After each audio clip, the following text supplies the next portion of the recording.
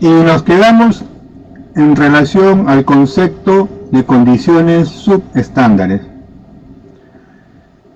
Cuando hablamos de condiciones subestándares nos referíamos a las condiciones del lugar de trabajo que podrían ocasionar un accidente. Las estructuras de una edificación, de un lugar de trabajo en mal estado, podrían llevar a un accidente, entonces también serán considerados como condiciones subestándares.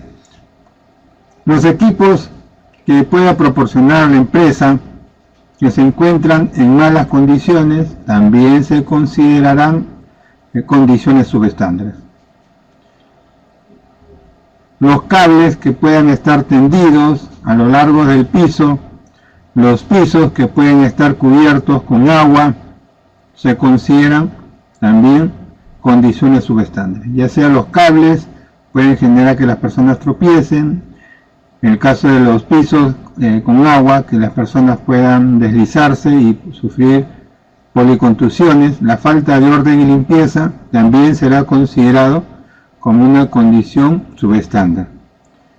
Si estamos hablando de un ambiente de trabajo como un espacio confinado o una mina a socavón y la ventilación sea inadecuada, esa ventilación inadecuada dentro del socavón o dentro de un espacio confinado también podrá ser considerado como condición subestándar.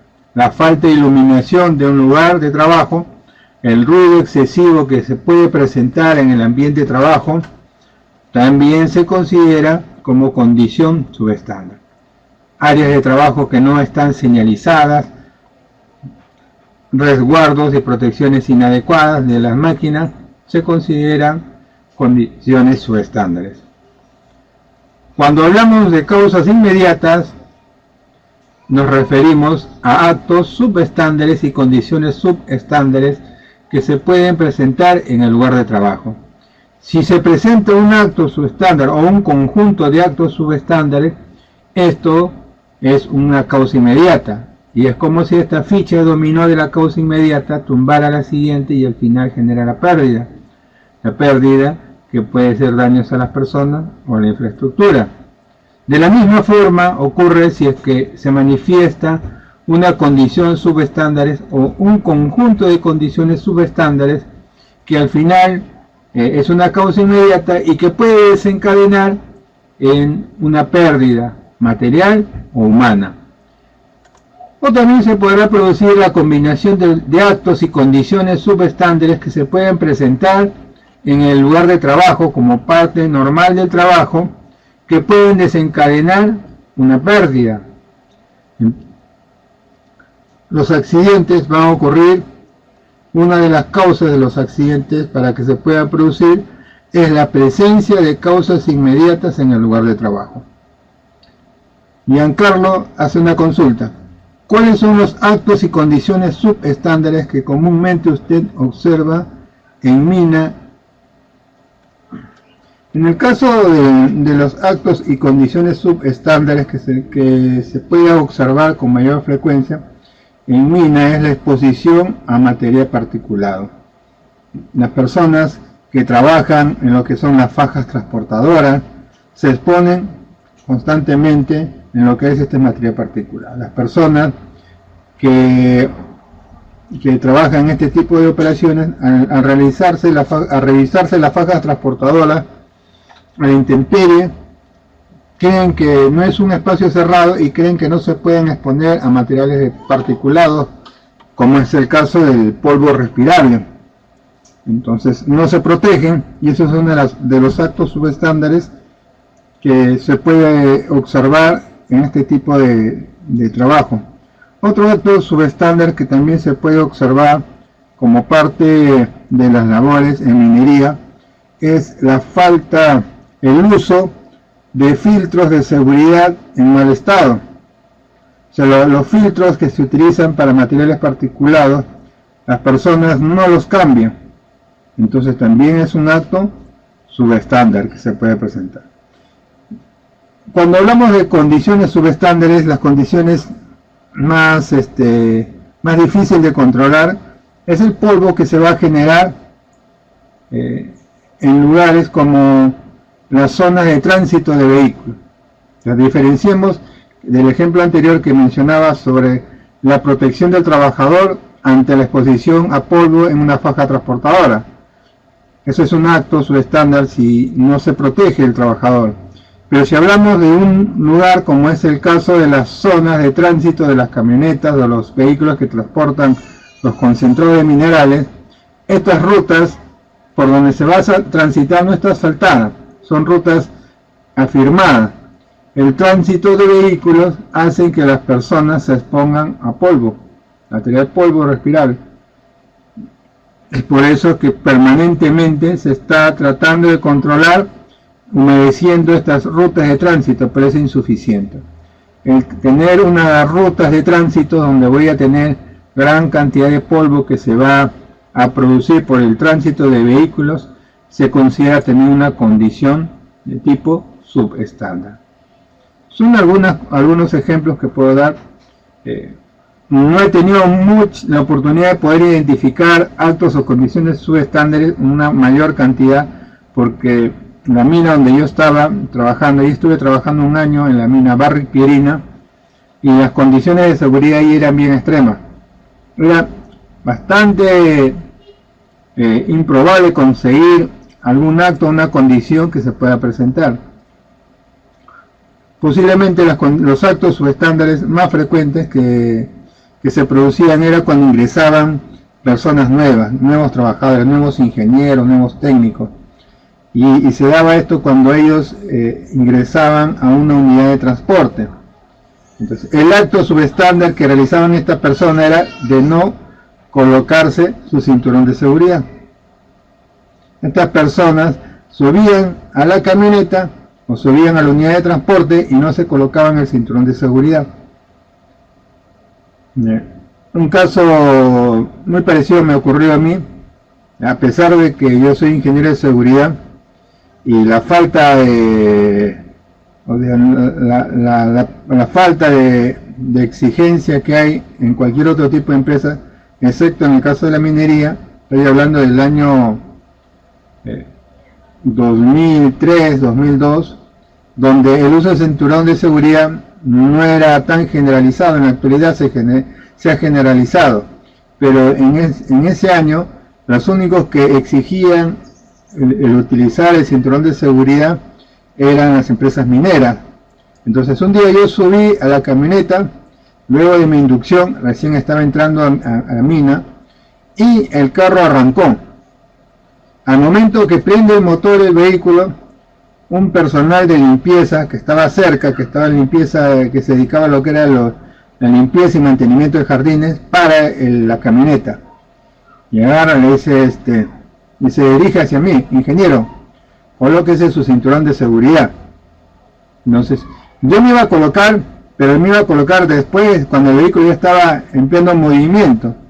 Pero el estándar de la mina era establecido de que no se podía arrancar un vehículo si es que los pasajeros o la persona o el chofer no tenía su cinturón de seguridad. En este caso, yo no tenía colocado mi cinturón de seguridad todavía en ese momento. Entonces, eso es un acto subestándar, ¿no? A pesar de que uno tiene mucha experiencia, cuando está en sus inicios, cómo uno se le puede pasar estas cosas, ¿no? Entonces, el no haberme colocado el cinturón de seguridad antes que el vehículo arranque, eso también es un acto subestándar. Yo pensé que era el único al que le ocurría. Imagínense si yo soy de seguridad y al final me ocurre. Era algo muy común que ocurría en las personas nuevas que ingresaban a laborar a la empresa.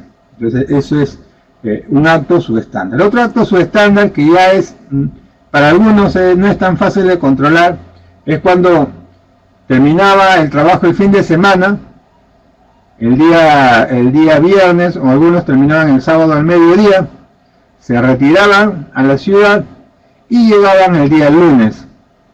Algunos celebraban hasta el domingo a medianoche, o el lunes, las primeras horas del lunes, 2 de la mañana o 3 de la mañana, y tenían que subir a mina a las 6 de la mañana.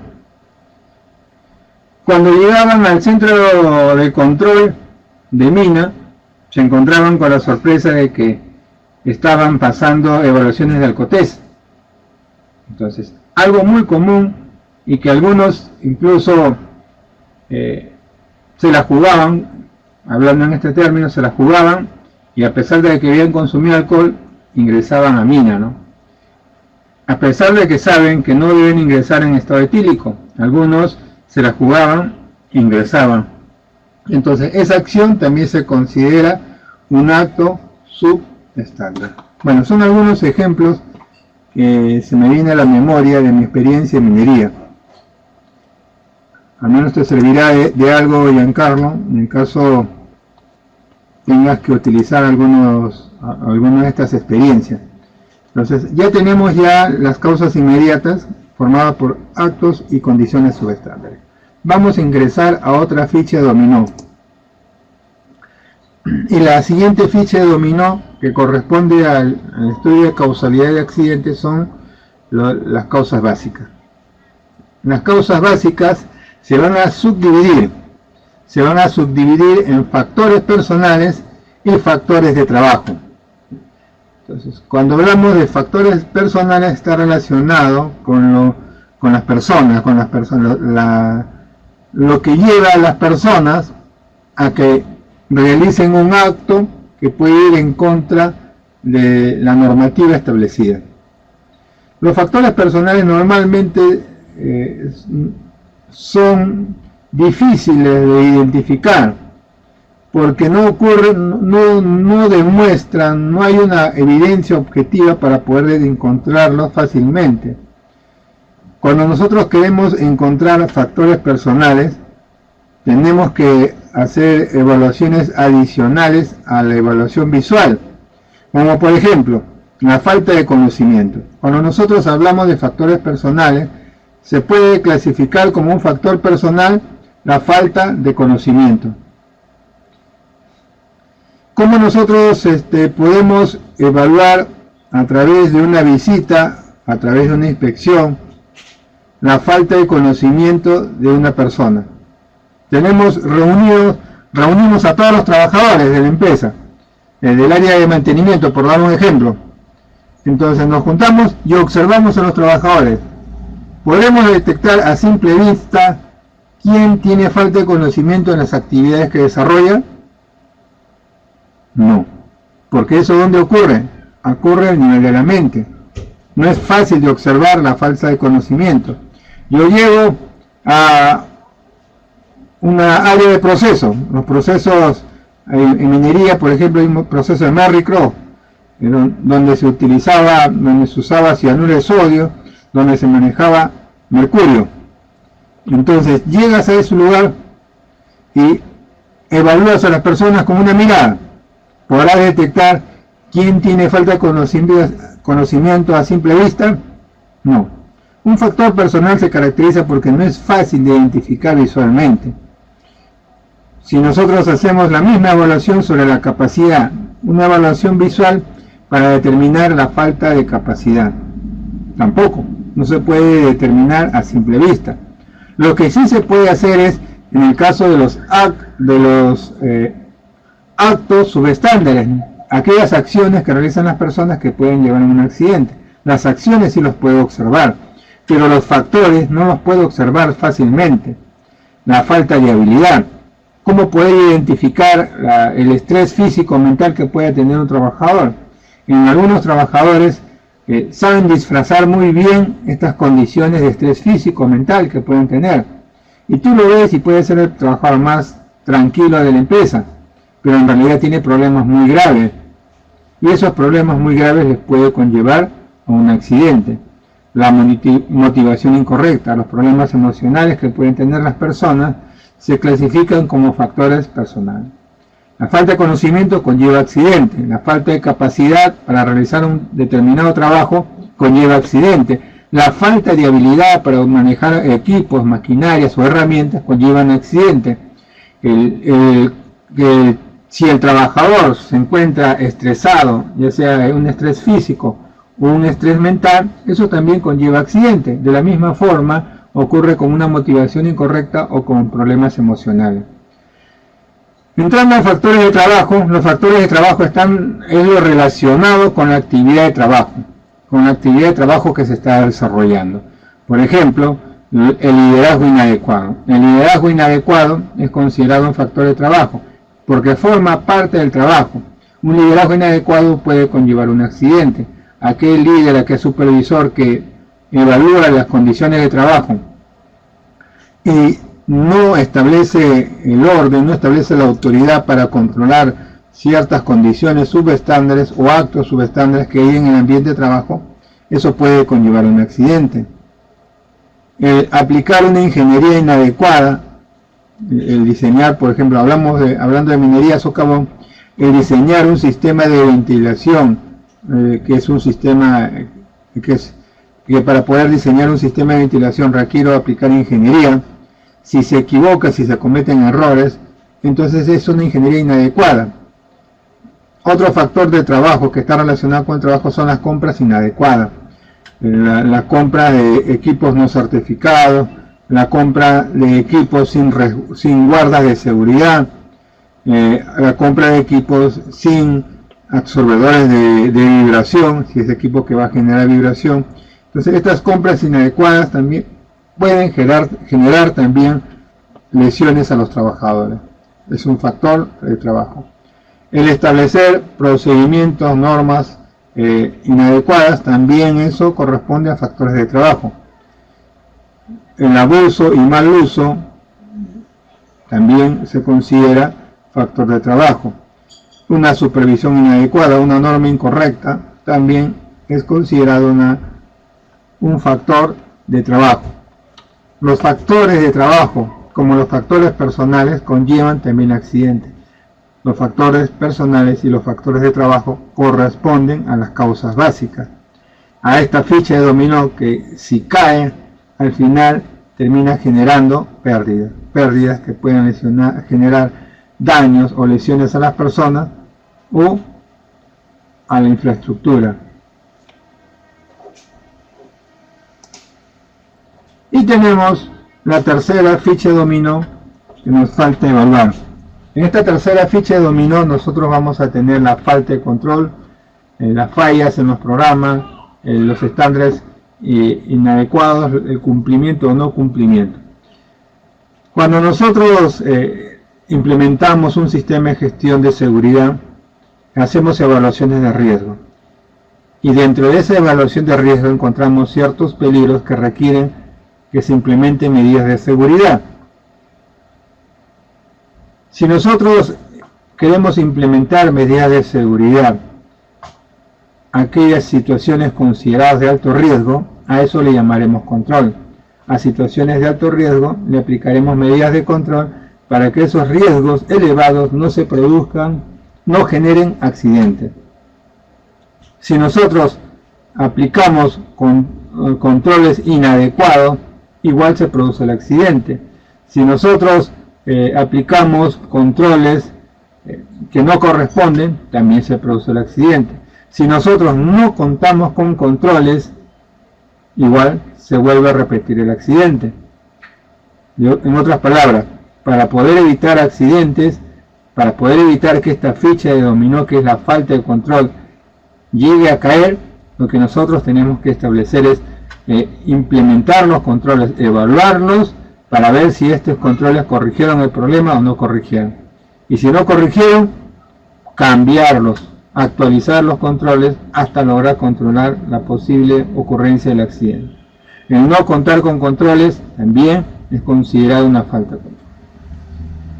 Al igual que las anteriores, si la ficha dominó, la falta de control llega a caer, esto al final termina tumbando la última ficha, que es las pérdidas humanas o la infraestructura. Entonces, en resumen, este es el modelo de causalidad. Para que se produzca un accidente, se deben producir una serie de causas. Las causas pueden ser causas inmediatas, como actos y condiciones subestándares, pueden ser las causas básicas, como son los factores personales o los factores de trabajo, o pueden ser también por la falta o controles inadecuados que se puedan presentar.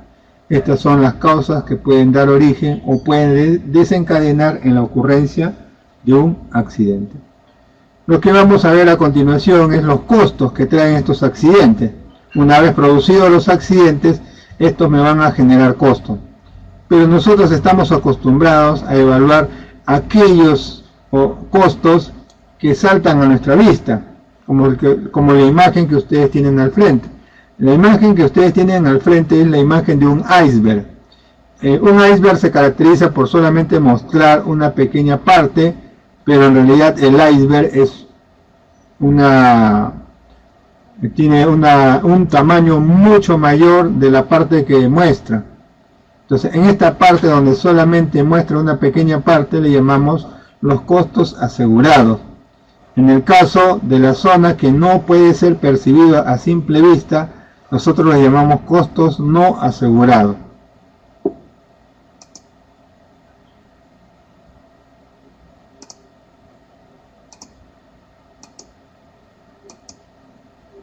Cuando evaluamos una situación de accidente, cuando nosotros queremos evaluar los costos producto de un accidente, lo que nosotros vamos a encontrar primero son los costos de tipo asegurado, que resaltan a nuestra vista. Ocurrió el accidente, hay que establecer costos de atención médica. Ocurrió el accidente, hay que ver compensación económica por el accidente al trabajador. Ocurrió el accidente, el vehículo, la máquina se dañó, hay que reemplazarlo. Esos son los costos que comúnmente nosotros podemos apreciar cuando se produce un accidente. Pero no son los únicos costos que se pueden presentar cuando nosotros analizamos una situación de accidente. Podemos encontrar nosotros otros costos, como son los daños a la propiedad y al ambiente. Si el equipo al momento del accidente generó una fuga de un producto químico que afecta a las personas aledañas a la empresa, o algún producto que daña al ambiente, entonces estaremos hablando de otros tipos de daños que tendrían que cuantificarse cuáles serían sus costos. ¿Qué pasa si la pérdida, o sea, al momento de producirse ese daño en la maquinaria o en la unidad de transporte, el accidente que pueda sufrir esta maquinaria, ¿qué es lo que hace? Reduce la producción, porque al tener una máquina menos, la producción se hace menor. El daño de una maquinaria puede generar que el proceso se llegue a parar. Puede producirse pérdida de material, puede producirse pérdida por demandas legales. El no cumplir con proveer cierta mercadería a un cliente puede hacer que este cliente pierda nuevos clientes. Nuestro cliente pierda sus clientes, en otras palabras. ¿Por qué? Por el retraso, por el no cumplimiento de los productos que nos habíamos comprometido. Producto de eso puede generarse demandas legales que les puede afectar a la empresa y que implica también costos económicos. Tenemos también los gastos de reemplazo y entrenamiento. Si hay una persona o dos que se accidentaron, estas personas tienen que ser reemplazadas. Pero la eficiencia de estas personas no van a ser las mismas. Entonces las personas nuevas van a tener que ingresar por un proceso de entrenamiento que implica también un costo. Los tiempos de investigación. Ocurrió un accidente, hay que investigarse. Y para investigar, como vamos a ver, no solamente lo hace una sola persona, sino un equipo de profesionales. El hecho de tener a 3 o 4 personas reunidas para hacer una investigación de un accidente, estas personas dejan de realizar sus actividades cotidianas para realizar la investigación del accidente. Entonces es un tiempo que no se va a emplear en las actividades que desarrollan estas personas, es un tiempo que implica costo.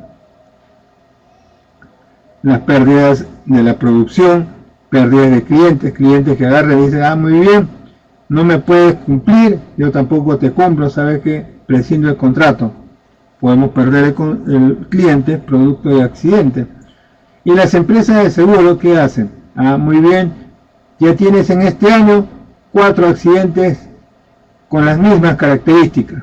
Entonces la empresa está propensa a tener accidentes. Entonces la prima de seguro se duplica. Entonces la prima de seguro que hay que pagar va a tener que ser mucho mayor.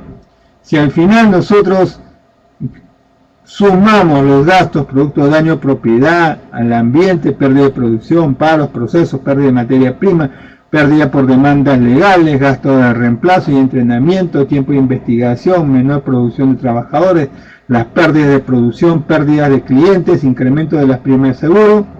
Vamos a tener un costo muy grande en comparación a los costos que nosotros consideramos como costos asegurados. Cuando se evalúan los accidentes tenemos que evaluar los costos de manera integral, no solamente debemos evaluar los costos que resaltan a nuestra vista, tenemos que llegar a más allá, como el caso que estamos analizando. Por eso que se dice que los accidentes deben controlarse para evitar pérdidas en las empresas, porque es ingreso que se tiene que perder para poder cumplir con todo lo que exige el producto del accidente.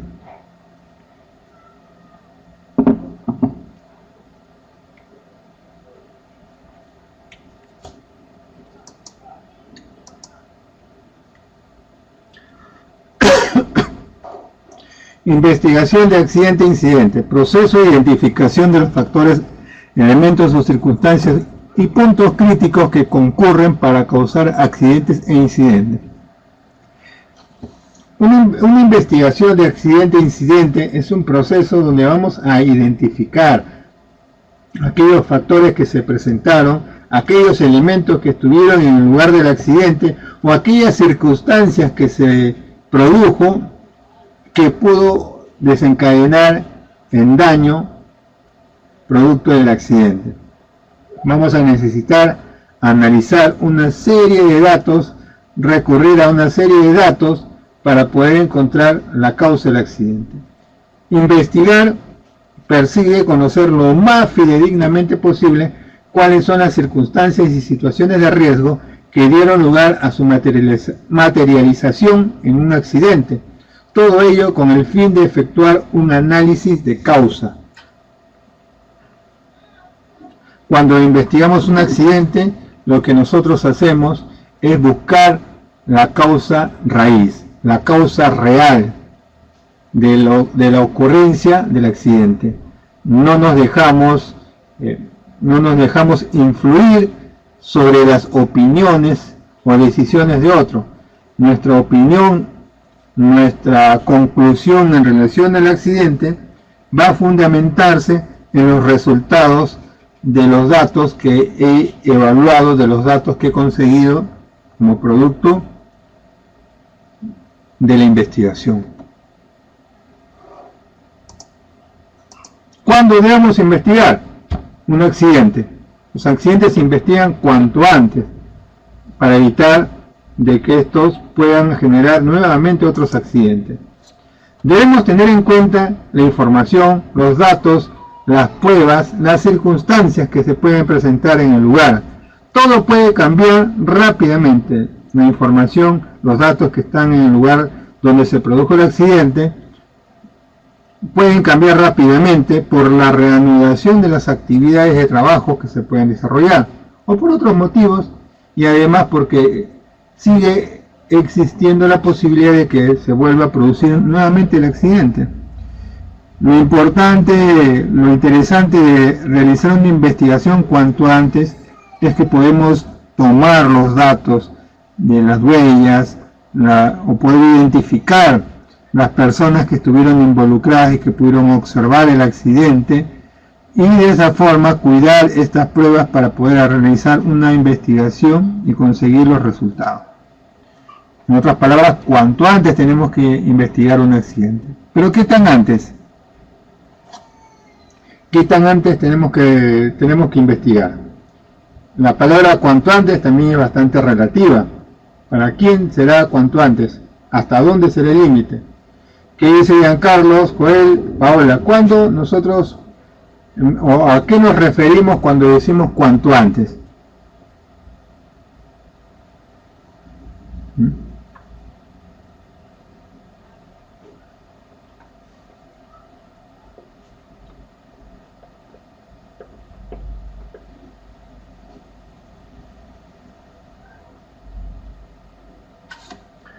cuanto antes.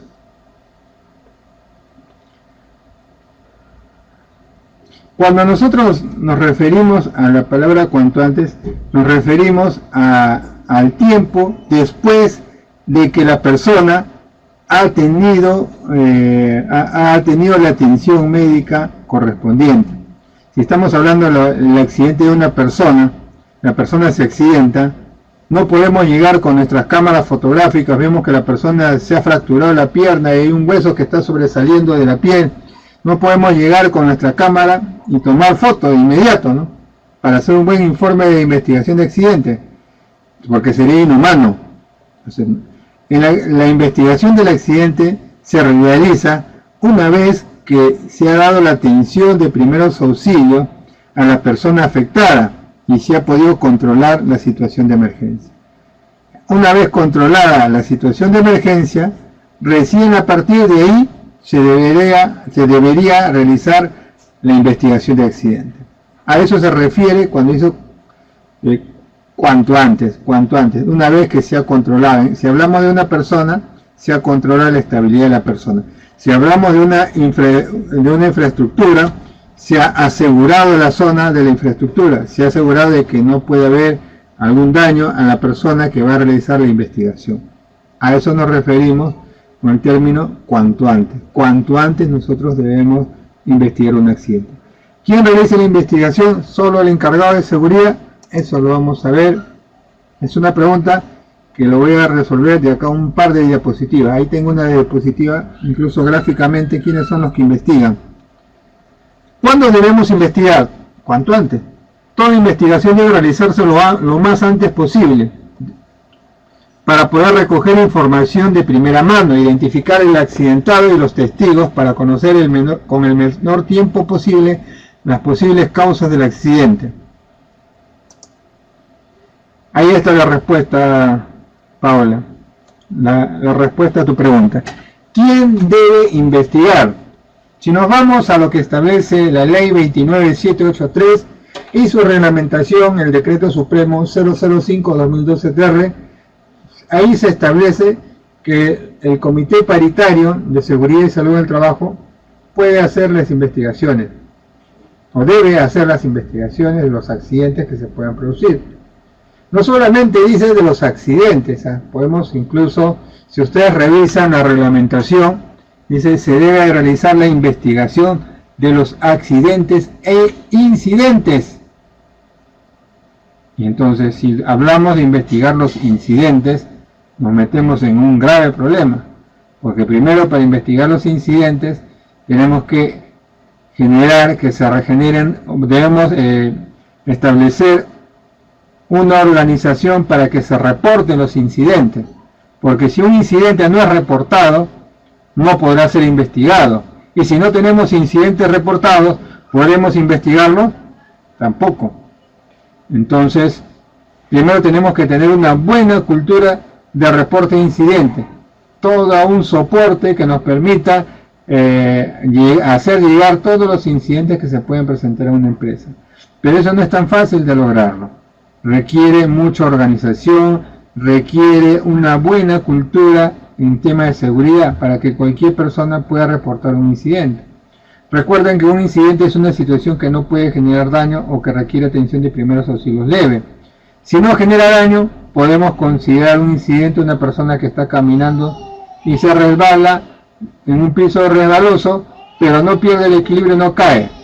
Una persona que está bajando la escalera, al momento de descender la escalera pierde el equilibrio, se coge del pasamanos, pero no cae. Una persona está transitando sobre una zona de construcción cerca y cae un ladrillo, pero no le cae la cabeza a la persona, solamente cae a un costado de esta. Entonces, esas situaciones que se presentan son incidentes. Esas situaciones deberían ser reportadas para luego ser investigadas, pero no es tan fácil reportar incidentes. Tenemos también el otro punto que establece el equipo de personas. En realidad, la investigación de un accidente debe ser realizado por un equipo de personas. Este equipo de personas debe estar incluido el ingeniero de seguridad, los supervisores en general, dependiendo a qué área, estamos hablando de un almacén, el supervisor del almacén. Si estamos hablando de un taller de mantenimiento, el supervisor del taller de mantenimiento. Si estamos hablando de un área de proceso, el supervisor de proceso. Si estamos hablando de transporte, el supervisor de flota. Entonces, un ingeniero de seguridad, un supervisor, los jefes o gerentes según la gravedad del accidente.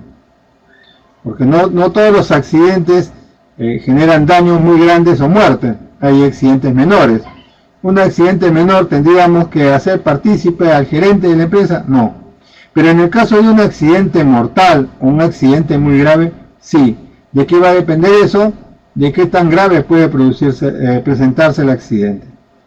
No hay que confundir del equipo de personas que se dedica a hacer la investigación del accidente de las personas que van a ser entrevistadas o que van a colaborar con la investigación del accidente.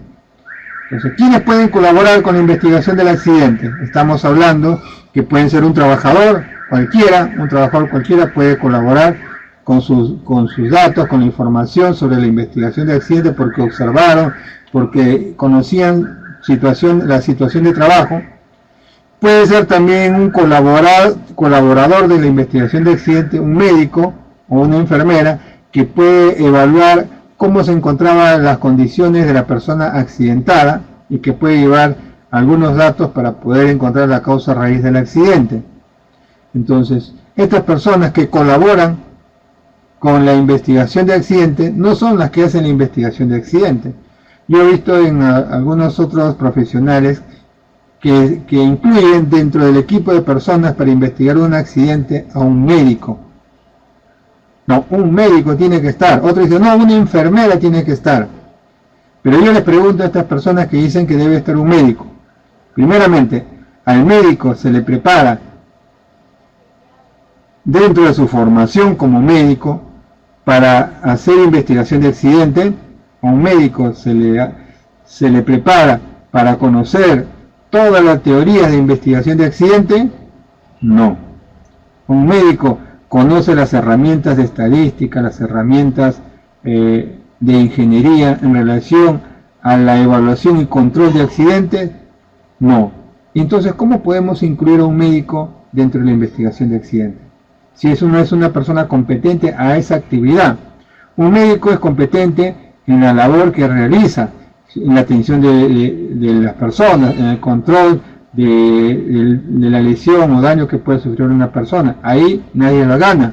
Pero cuando hablamos de investigación de accidentes es otra cosa. No hay que confundir la participación de un médico. Un médico no tiene que ver dentro de la investigación de accidentes. Quien debería evaluar, o el médico entra en el papel de colaborador cuando se requiere información o datos, al igual que los trabajadores o los testigos que pudieron estar presentes ese día del lugar del accidente.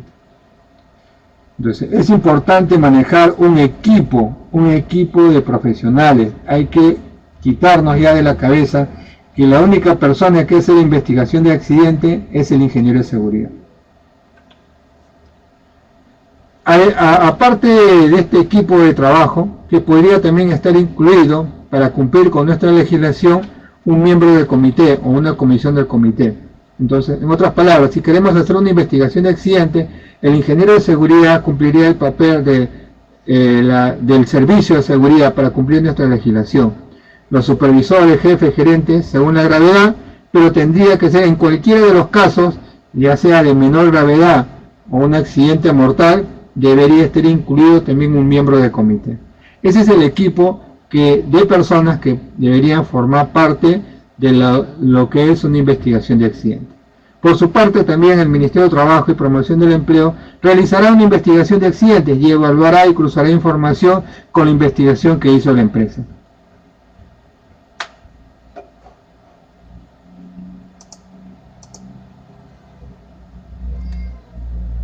Entramos a lo relacionado con reportes de incidentes. En relación a los reportes de incidentes, es el proceso de recopilación y evaluación de datos verbales y materiales que conducen a determinar las causas de los incidentes y o accidentes para luego ser comunicado a los responsables, quienes tomarán acciones respectivas. Cuando hablamos o cuando mencionamos el término de reporte de incidente, es es recolectar datos, que pueden ser datos físicos o pueden ser información a través de la comunicación verbal que puede haber tenido un testigo en ese momento. Esos datos se van a recopilar y una vez recopilado, esa información va a ser reportado. Se recopila la información, se ordena y es reportado. ¿A quiénes es reportado? Depende del tipo de reporte. Si es un reporte de accidente, deberá ser reportado a los jefes inmediatos, a los jefes de área responsables del lugar donde se produjo el accidente, a la gerencia. Pero también existen reportes de accidentes de tipo preliminar. Los reportes de accidentes o incidentes preliminares también son muy importantes, porque nos alertan de a una situación que puede haber generado o que puede volver a repetirse. Si nosotros no reportamos la ocurrencia de un incidente o accidente que se ha presentado de manera rápida, otras personas podrían accidentarse producto de esas condiciones. Los incidentes son una fuente de información que conviene aprovechar al máximo. Por ello es necesario que todo lo ocurrido en el entorno del accidente quede reflejado, ordenado y organizado. ¿Para qué reportar e investigar los accidentes? ¿Por qué tenemos que reportar e investigar los accidentes? Porque gracias al reporte e investigación de los accidentes vamos a aprender de lo que ocurrió. Vamos a ver en dónde nos equivocamos. Vamos a ver cómo corregimos esa situación de error que conllevó el accidente. Vamos a determinar ciertas tendencias. ¿Dónde están ocurriendo los accidentes? ¿Por qué está ocurriendo ese accidente? Nos permite también establecer medidas de prevención para evitar que el accidente no vuelva a repetirse. Los accidentes nos determinan las causas reales si lo investigamos correctamente. Nos permite la investigación de accidentes solucionar problemas antes de que estos puedan generar más problemas, antes de que estos puedan ocasionar otros accidentes. ¿Qué consecuencia generan los incidentes y accidentes? Las consecuencias económicas. El accidente puede ser tan grave que incluso podría llevar a la quiebra de una empresa. Entonces, un incendio es una situación, es un accidente que puede llevar a la quiebra a una empresa. O puede ser también que un accidente puede generar daños sociales a comunidades. El ejemplo más claro de un accidente que ocasionó daños sociales es el accidente producido en Choropampa, en Cajamarca, donde se produce el derrame de mercurio en esta ciudad, en Choropampa. Al final, este accidente llevó una serie de costos económicos y costos sociales, donde la empresa tuvo que paralizar en muchas oportunidades sus operaciones por la presión de la comunidad. Los accidentes traen consecuencias humanas, que pueden ser daños físicos, pérdida de brazos, de piernas, pérdida de la visión o de la audición, o como también pueden llevar los accidentes a daños de tipo psicológicos que pueden afectar a las personas.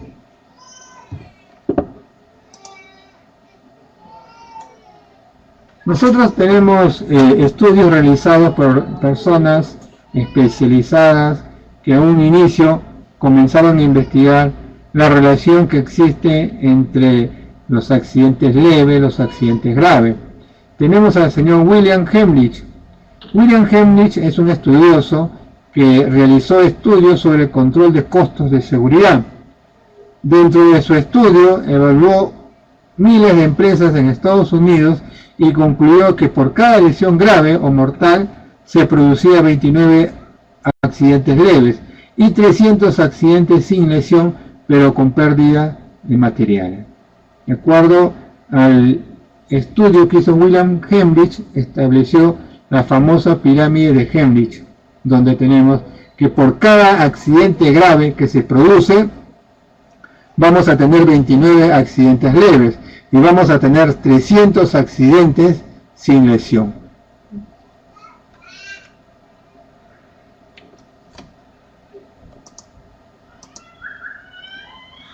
Otro estudioso que analizó la relación que hay entre los accidentes fue Frank Beer, y él crea el famoso pirámide de Frank Beer.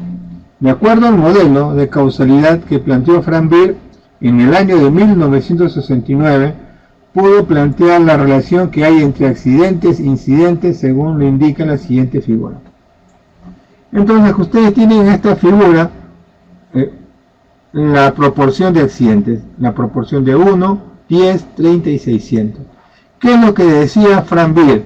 Que cuando nosotros tenemos un accidente grave, ese accidente grave que se producirá si es que antes se han producido accidentes sin daño, o en otras palabras, como los conocemos como cuasi accidentes. Si se producen 600 cuasi accidentes, entonces está próximo a producirse un accidente grave. En cualquier momento se produce un accidente grave.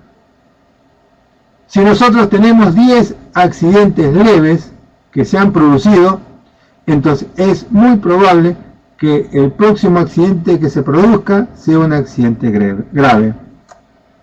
Este análisis le permitió a Frank Beer establecer una conclusión. Frank Beer dijo: ¿y qué pasaría si nosotros logramos controlar todos los accidentes sin lesión? Todos los incidentes logramos controlar. Si logramos controlar todos los incidentes, la base de la pirámide, que era 600, ¿en qué se convertiría? ¿En qué base? ¿A cuánto llegaría? Giancarlos, Joel, Paula. ¿Cuánto llegaría si nosotros logramos controlar todos los incidentes que se producen en una empresa? La base de la pirámide, ¿qué número tendría?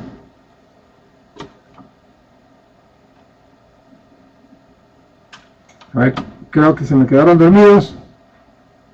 A ver su opinión.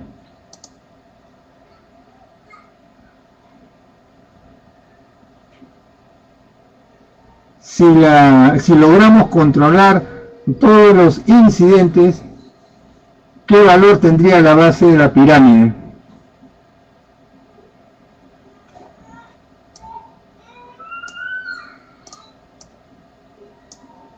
Así es, Pablo, muy bien. La base de la pirámide sería 0. Y si nosotros tenemos como una base de pirámide 0, ¿cuántos accidentes graves tendríamos? Si la base de la pirámide es 0. Así es, tendríamos 0. Entonces Frank Beer decía: bueno, entonces ¿por qué nos hemos pasado tanto tiempo, tantos años, tantas décadas en querer controlar los accidentes graves, cuando la solución del problema no está en controlar los accidentes graves? Por el contrario, la solución está en controlar los accidentes, los casi accidentes, cuasi accidentes o los incidentes de las empresas. Si nosotros logramos controlar estos 600 incidentes que se producen en las empresas, entonces ya estará controlado los accidentes leves y los accidentes graves. Esa es la conclusión que llegó Frank Beer cuando realizó este estudio. Y es por eso que en la actualidad las grandes empresas buscan no controlar solamente los accidentes, sino controlar los incidentes. Entonces no solamente buscan que se reporten los accidentes, ahora también se busca que se reporten los incidentes. Y a través del reporte del incidente nosotros podemos controlarlo y podemos hacer que esa pirámide de Frank Beer tenga una base de 0 y con ello evitar accidentes graves y evitar accidentes leves. Mencionamos que cuando se produce un accidente tenemos que comunicar de inmediatamente, y cuando decimos comunicar de inmediatamente tenemos que proporcionar información rápida para poder evitar de que otras personas puedan involucrarse en ese accidente.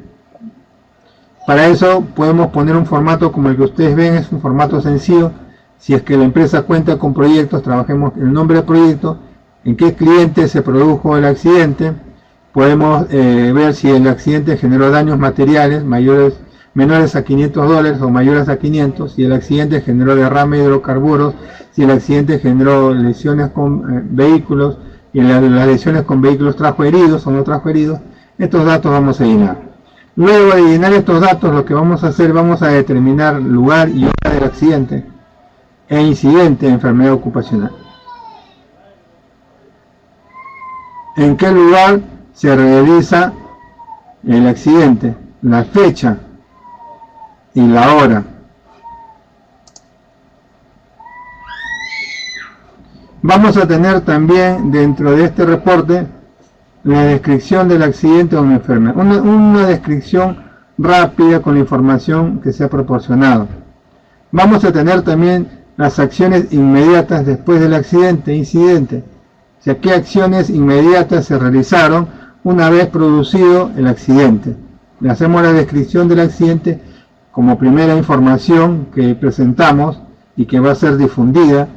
Y vamos a ver dentro de ese accidente, de esa primera información, cuáles fueron las acciones que se tomaron. Para luego colocar los datos de las personas que elaboraron el reporte y ese reporte fue aprobado por la Jefatura de Seguridad. Esta información, esta última información es la que al final va a ser enviada a todas las jefaturas, a todas las áreas, para poder tener esta información que evite que otras personas puedan accidentarse.